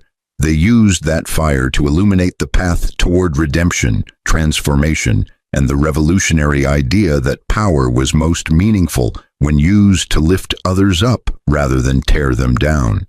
As the first light of dawn broke over Detroit, Victoria stood at the community center windows, watching the city wake up, a city that had itself been forged in fire, abandoned and forgotten, but was now rising again through the same principles that had guided her own transformation. And she knew with absolute certainty that this was what it meant to truly inherit not just wealth, but wisdom, to take the broken pieces of what was and build something beautiful from the ruins, to offer redemption while demanding accountability, to remember the pain while refusing to be defined by it, and to create a future so purposeful that the betrayals of the past became nothing more than the foundation upon which something magnificent was built. The pregnant, abandoned wife had become the architect of transformation. The $100 billion inheritance had become a tool for building communities rather than just accumulating wealth. And the woman who'd been kicked out in the rain had learned to dance in the storms, knowing that Whitmore women didn't just survive the flames.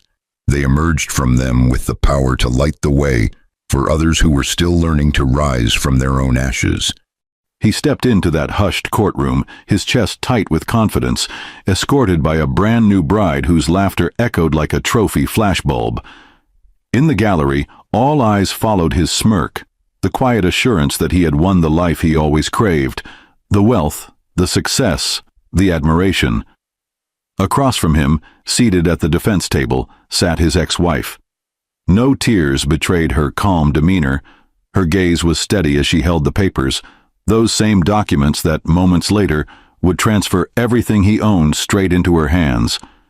He believed he had left her with nothing but regret. He had no idea how close she was to rewriting their entire story. In minutes, he would realize that what he considered lost had already slipped through his grasp, and the courtroom's final echo would belong to the woman he thought he left behind. Before we dive deeper, let us know in the comments where you're watching from. We'd love to hear from you. And don't forget to hit that subscribe button so you never miss any of our upcoming videos. Who was this ex-wife who sat so calmly in the corner of that courtroom, the woman the world had already dismissed as part of his past? To most, she looked like someone who had quietly accepted defeat, a woman who had been replaced, discarded, and overshadowed by youth and glamour. But the truth was far more complicated. How did she come to inherit everything? What secret was hidden inside those papers she held with such composure? To answer that, we need to understand the man who believed he was untouchable. He was a self-made billionaire, ruthless in business, reckless in love, and arrogant enough to think nothing could bring him down. To the public, he was a symbol of success, a man who clawed his way up from nothing and built an empire brick by brick. But behind the empire was a pattern of carelessness. Contracts signed without reading, deals struck in haste, promises broken when they no longer suited him. She had been there through it all, loyal, patient, overlooked, and underestimated at every turn. What he didn't know was that years ago, his own greed planted the seed of his destruction, and now it was ready to bloom. He wasn't always the man who walked into court with the arrogance of a conqueror. Years earlier, he was nothing more than a young man with a restless ambition and a hunger that kept him awake at night. He worked out of borrowed offices, making calls that no one wanted to answer, pitching ideas that most dismissed as fantasies. But slowly, deal by deal, risk by risk, he began to build. His empire did not rise overnight. It was carved out of relentless hustle, long hours, and a refusal to hear the word no. Alongside him during those lean years was his wife, a woman whose patience and belief in him often outweighed his own. She kept the house running on next to nothing, managed bills that barely got paid, and silenced her own dreams so that his could have room to grow. While he stood in boardrooms and signed contracts, she stood at home, balancing more than just numbers. She balanced his temper, his doubts, and his endless need to be more. Together, they looked unstoppable. But beneath the glow of success, cracks had already begun to form. Cracks that would only widen as his wealth expanded. As his company thrived, his confidence transformed into something else entirely. What had once been quiet determination turned into swagger. The modest car became a fleet of luxury vehicles. The rented apartment became sprawling estates in gated communities. The dinners once shared over takeout became banquets surrounded by those who praised his every word. He wore his success like armor, and with every new layer he distanced himself further from the woman who had once been his closest ally.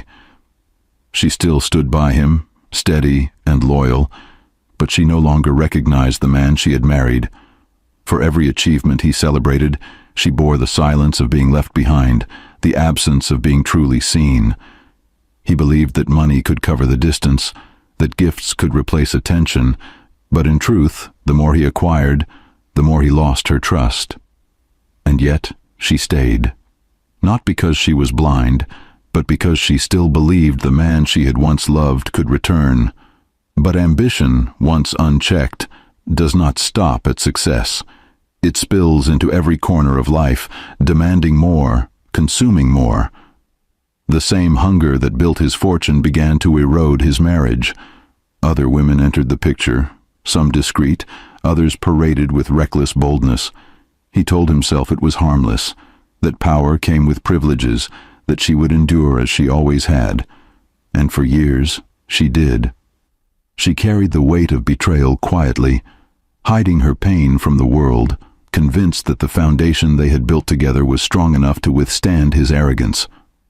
What she didn't know was that the very foundation she believed in was already cracking beneath her. His wealth had given him power, but it had also given him blindness, the kind that prevents a man from seeing the cost of his own choices. And just when she thought their marriage had survived the storms, just when she believed they had weathered the worst of his arrogance, he blindsided her with the ultimate betrayal. The truth came to her not in whispers but in headlines. For years she had ignored the small signs, the late nights, the unanswered calls, the lingering perfume on his suits. But when the photographs surfaced, there was no longer room for denial. The man she had built her life around was caught in public with a woman half her age, his arm draped around her as though she were the prize he had been waiting for all along. The newspapers called it a love story, but to his ex-wife, it was nothing short of humiliation. Strangers debated her worth. Analysts speculated on how long she would last in the shadow of his new companion. And yet, she carried the shame with a silence that unsettled even those closest to her. She did not rage. She did not beg. She simply watched as he paraded his new life, his obsession with youth and status consuming every public appearance. Where once she stood beside him at gala dinners and charity functions, now she was replaced by someone whose presence validated his hunger for admiration. He wanted the world to see he had moved on. He wanted her to vanish into history, but she did not vanish. Instead, she remained quietly present, a figure in the background who refused to be erased. When the divorce papers arrived, thick with legal jargon and threats hidden in bold print, she read every word with a patience he had never possessed. The courtroom became their battlefield, and the lawyers their soldiers. He entered each proceeding with the swagger of a man convinced of victory. The prenup, he believed, was his shield, the ironclad guarantee that she would walk away with almost nothing. He smirked at her across the aisle, confident that this final act of arrogance would sever her completely from the empire they had once built together. Yet through every hearing, through every cutting remark from his legal team, she remained calm. Her composure baffled those who expected her to collapse under the weight of betrayal. But there was a reason for her silence, a reason she carried herself with the poise of someone who knew a truth waiting to be revealed. The courtroom drama unfolded like a play scripted by pride and greed. His lawyers flaunted his wealth as if it were proof of his superiority, laying out assets, properties, and accounts with the precision of men who believed they held all the cards. He arrived each day with his new wife at his side, a living symbol of his so-called triumph. She wore the diamonds he had once promised his ex-wife, smiled for the cameras, and seemed to revel in the theater of the divorce. The ex-wife, however, gave them nothing, no emotion, no bitterness, no plea for sympathy. Instead, she sat with her papers neatly stacked, her hands steady, her expression unreadable.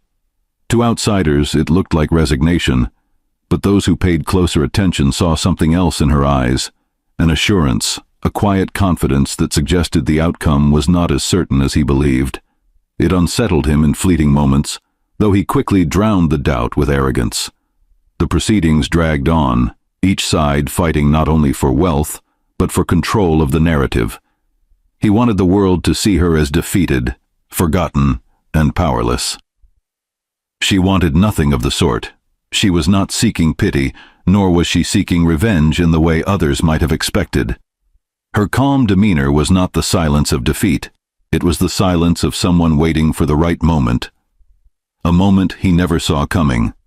For buried in the fine print of his empire, hidden among the signatures and documents he had signed without thought, was a clause that would turn the tide of everything.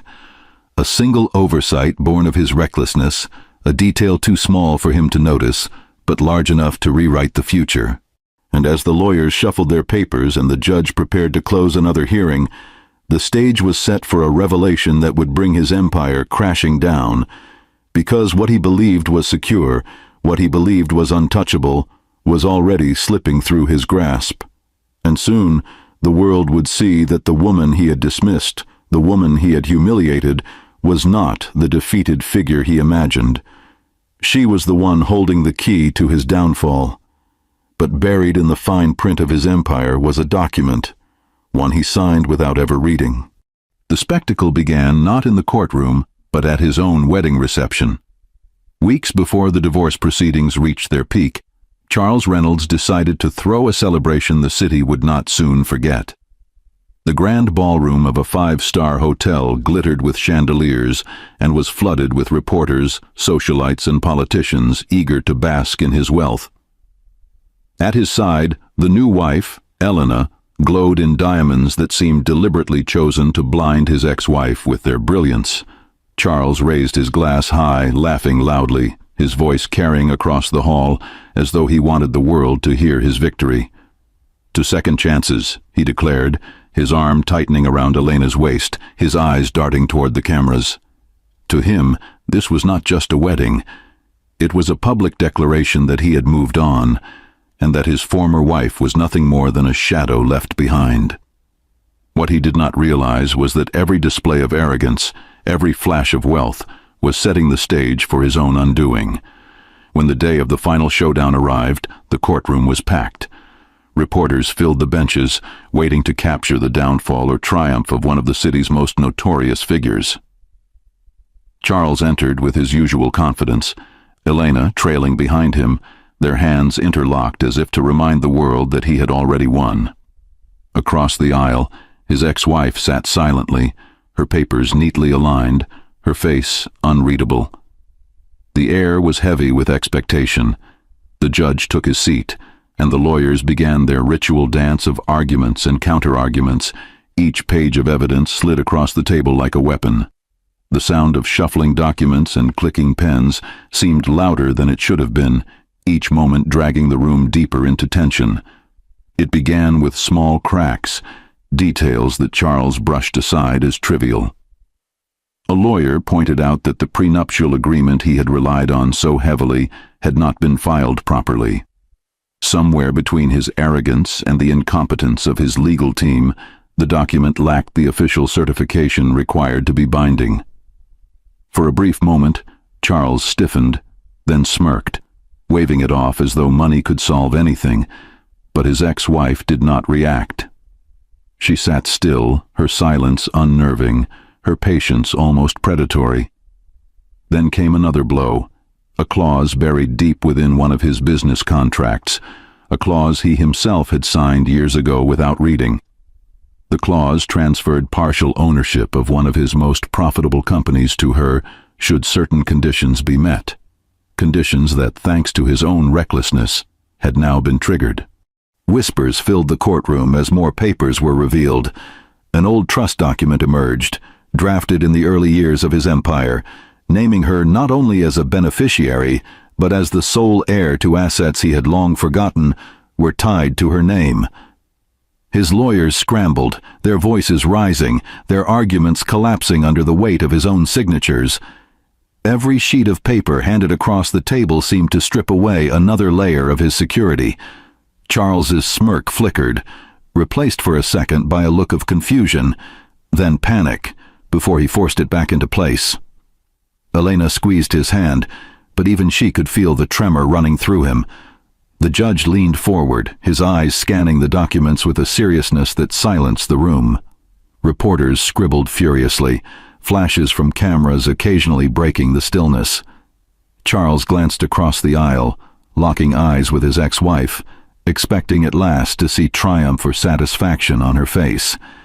Instead, she offered him the same calm expression she had worn from the very beginning. It was not anger, it was not desperation, it was certainty. And it was that certainty that unnerved him more than any legal argument ever could. As the final document was slid onto the table, the weight of what had just unfolded became undeniable.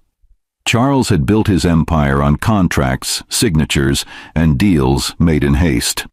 Now those very signatures were the chains tightening around his fortune. Every smirk, every laugh, every public display of superiority had led to this moment. The moment he smirked at her across the courtroom. The judge's gavel, usually firm and decisive, hesitated mid-air as he scanned the final set of documents placed before him. Lawyers shifted uneasily in their seats. Reporters leaned forward, pens trembling above their notepads. And even Elena's carefully practiced smile faltered as the truth began to unravel. Charles Reynolds, the man who had once boasted that his empire was untouchable, was suddenly staring into the abyss of his own carelessness. His face, so often smug and animated, drained of its confidence as each clause was read aloud. Every overlooked detail, every signature scribbled without thought, every arrogant assumption he had made was being paraded before him in black and white. And worst of all, every line of ink led back to her, his ex-wife. The courtroom erupted in gasps when the ruling became clear. Through a combination of improperly filed prenup documents, trust accounts he had forgotten existed, and contractual clauses triggered by his own recklessness, the majority of his assets were legally tied to her. She was not simply entitled to alimony, not merely granted a settlement. She was the rightful inheritor of his empire. The judge's voice carried the weight of finality as he explained that the law recognized her as the majority holder of his companies, estates, and accounts. The magnitude of it shook the courtroom to its core. This was not a simple divorce victory. This was the dismantling of a fortune, a reversal so complete that it seemed almost poetic. Charles's face crumbled under the weight of the revelation. His hands, once steady as he signed deals worth billions, now trembled against the wooden table. He turned to Elena, searching for reassurance, but the young wife who had once looked at him as if he were invincible now looked stricken, her eyes wide with disbelief. The diamonds she wore sparkled under the fluorescent lights, but their brilliance seemed mocking in the face of such humiliation. Across the aisle, his ex-wife sat motionless, her calm demeanor unbroken. For her, this was not about revenge. It was about justice, about the restoration of dignity after years of betrayal. And for the audience, for every person who had watched her endure his arrogance and cruelty, this was the moment of emotional payoff. Justice was not only served, it was undeniable, complete, and absolute. The reporters wasted no time. Headlines were already being drafted in their minds. Ex-wife inherits fortune, billionaire crushed by own negligence, the empire that slipped away. The sound of whispers filled the air as people exchanged glances, trying to comprehend the scale of what had just occurred. Judges were not known for showing emotion, but even he paused, his gavel striking softly, as if to acknowledge the weight of the decision. Charles had come into the courtroom believing he would walk out untouchable, but the reality was the opposite. Every piece of arrogance he had built his persona upon had been stripped from him in a single session. His ex-wife finally picked up her pen. With deliberate precision, she signed the final set of documents confirming her inheritance. For Charles, the sight was unbearable. It was as though every smirk he had thrown her way, every insult whispered under his breath, every ounce of superiority he had flaunted was being reflected back at him in the quiet confidence of her signature. The cameras clicked, freezing the moment forever. She did not gloat. She did not look at him with triumph. She simply signed, as though this was the natural conclusion to years of sacrifice, silence, and waiting. The courtroom could barely contain the shock. A woman once dismissed, humiliated, and written off as forgotten now stood as the inheritor of the very empire that had been built to erase her. Charles, stripped of his illusions, lowered his head into his hands, the weight of his downfall pressing harder with each second. His arrogance had been his undoing, his negligence the architect of his own ruin. But the shock wasn't over, because what she did next stunned everyone. The courthouse doors swung open, and in an instant the world knew. Headlines spread like wildfire across every outlet. Ex-wife inherits billions. Charles Reynolds loses everything in courtroom stunner. Reporters shouted questions, cameras flashed relentlessly, and the crowd outside reveled in the rare spectacle of watching the mighty fall. For years, Charles Reynolds had been the image of untouchable wealth and arrogance.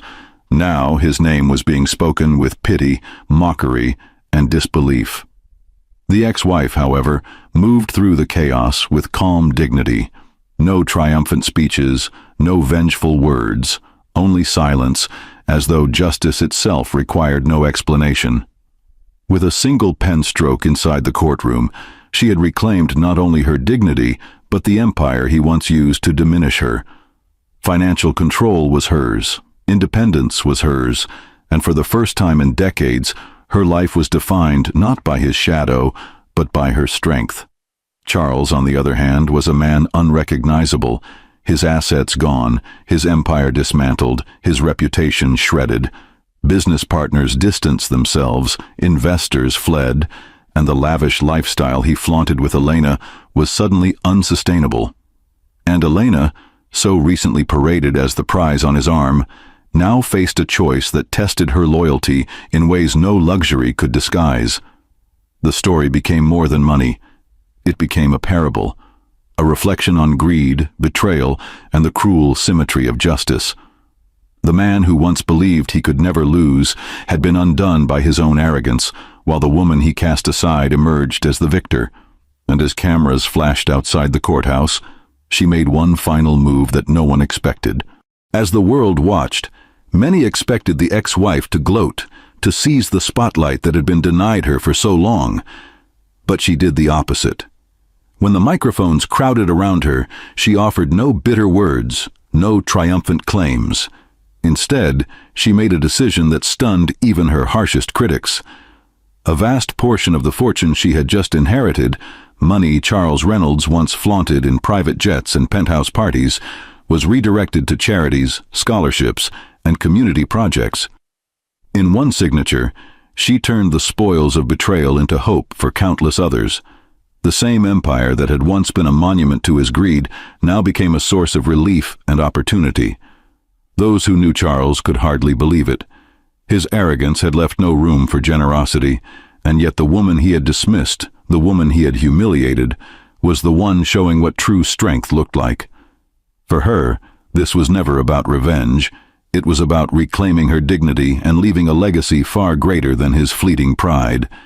Charles Reynolds, once the man with everything, was left with nothing but his regret. Elena, once his prized symbol of conquest, now stood beside him in silence, uncertain of a future no longer gilded with wealth. The cameras caught only one lasting image, the ex-wife walking away, calm and unshaken, refusing to look back. She didn't need to. The world had already seen the truth. The woman he dismissed as weak turned out to be the strongest one in the room. This wasn't just about wealth. It was about betrayal, arrogance, and the danger of underestimating someone who once believed in you. Charles Reynolds thought power was measured in private jets, billion-dollar deals, and the image of a young wife on his arm. But his empire crumbled because he ignored the one truth that mattered most: that silence can be sharper than any sword, and patience can outlast even the mightiest fortune. The ex-wife had no need for revenge, no desire for spectacle. She waited, she endured, and when the moment came, she struck with precision. In the end, power didn't come from money. It came from patience, silence, and knowing when to strike. And that, more than anything, is why the woman he once dismissed left the courtroom not just as an heir to his empire, but as proof that justice, when it finally arrives, is unstoppable. What would you have done in her shoes? Walk away quietly, or take everything back? Let us know in the comments. We'd love to hear your thoughts. And if you thought this was shocking, wait until you hear the story of the billionaire whose mistress ended up destroying his empire. Make sure you hit that subscribe button so you never miss any of our upcoming stories.